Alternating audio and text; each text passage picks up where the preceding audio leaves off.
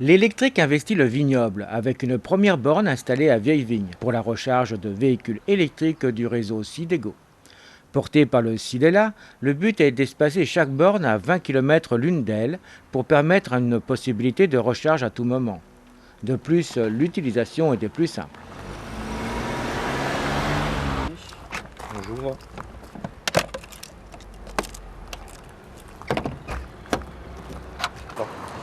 Alors, via mon badge, je vais ouvrir la porte. Je branche mon câble, je referme la porte. Et là, petite lumière bleue, le véhicule est en charge. Si j'arrive ici et puis il y a déjà une voiture qui est en charge, comment je fais? Alors, j'ai la possibilité de me charger sur l'autre point de charge, puisque vous avez une borne, mais deux points de charge distincts. Lorsque j'ai terminé la charge, je rebadge, la porte s'ouvre, je débranche le câble, je ferme la porte.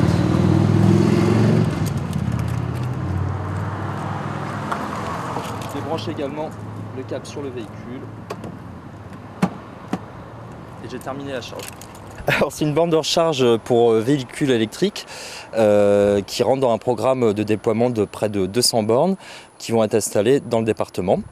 Le Sidela en fait met en place un service public de recharge pour véhicules électriques proposé à l'ensemble des habitants de Loire-Atlantique. Tout à chacun peut venir recharger son véhicule ici, moyennant son inscription au préalable parmi la liste des abonnés auprès du Sidela. Pour ce faire, en fait, c'est assez simple. Vous avez la possibilité de demander votre carte d'abonnement sur le site www.sidego.fr. À ce moment-là, on vous délivre gratuitement une carte d'abonnement.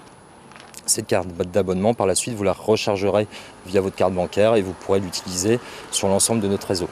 Le coût de tout ça?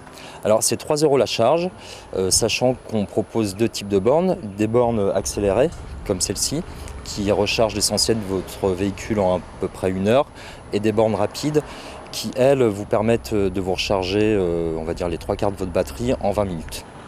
Donc c'est bien amélioré par rapport aux quelques années en arrière. Oui, alors effectivement, ça fait beaucoup de progrès et comment dire, plus ça va, plus on avance aussi sur ces questions. On annonçait récemment que les véhicules électriques allaient avoir une autonomie qui se multipliait par 2 là d'ici quelques temps. Et je pense qu'on pourra attendre la même chose sur les bornes qui vont suivre aussi en termes de rapidité de charge. En sachant que beaucoup de Français ne font pas plus de 100 km dans la journée. Oui, voilà, effectivement. Alors, aujourd'hui, on est à peu près sur un modèle économique de rentabilité du véhicule électrique à peu près entre 30 et 50 km. En gros, voilà, on a un vrai retour d'investissement là-dessus. Par contre, si vous êtes vraiment sur des petites distances, finalement, vous retrouverez un peu moins, vous aurez un retour sur investissement moins important.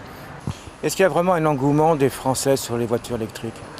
Alors, pour le moment, si on regarde les chiffres globaux, la position du véhicule électrique par rapport à l'ensemble des véhicules, c'est à peu près 1% sur le marché. Donc finalement, on pourrait se dire qu'il n'y a pas vraiment un engouement. A contrario, si on regarde les chiffres de vente des véhicules électriques ces dernières années, sur 2015 par exemple, c'est plus 65%. Si on fait également une comparaison 2011-2015, en 2011 on vendait à peu près 2500 véhicules, en 2015 on en vend 18 000. Donc il y a un réel engouement et on voit effectivement que de plus en plus de Français utilisent l'électrique. Alors la batterie c'est bien, on peut la recharger, on en fait quoi une fois qu'elle est usagée? Alors effectivement c'est une question qui se pose et qui est importante parce qu'il y a aussi, on va dire que c'est un sujet aussi sur lequel qui est beaucoup décrié. Aujourd'hui je pense que les constructeurs et les fabricants de batteries ont pris ce problème en main et ils réfléchissent sur les questions de recyclage, de réutilisation des batteries, soit sur d'autres véhicules ou soit dans d'autres chaînes de production. Quoi qu'il en soit, même stockée, la batterie sera moins polluante qu'une voiture à explosion actuelle. Alors oui, effectivement, si on compare sur un cycle de vie équivalent entre un véhicule thermique et un véhicule électrique,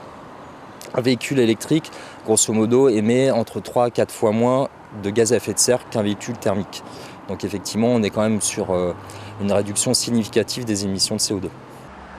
Un investissement de 2 millions d'euros cofinancé par l'ADEME. Les équipes d'Engie Ineo, quant à elles, s'occupent du déploiement. Un atout important pour Vieille Vigne qui s'est engagé sur la voie du développement durable.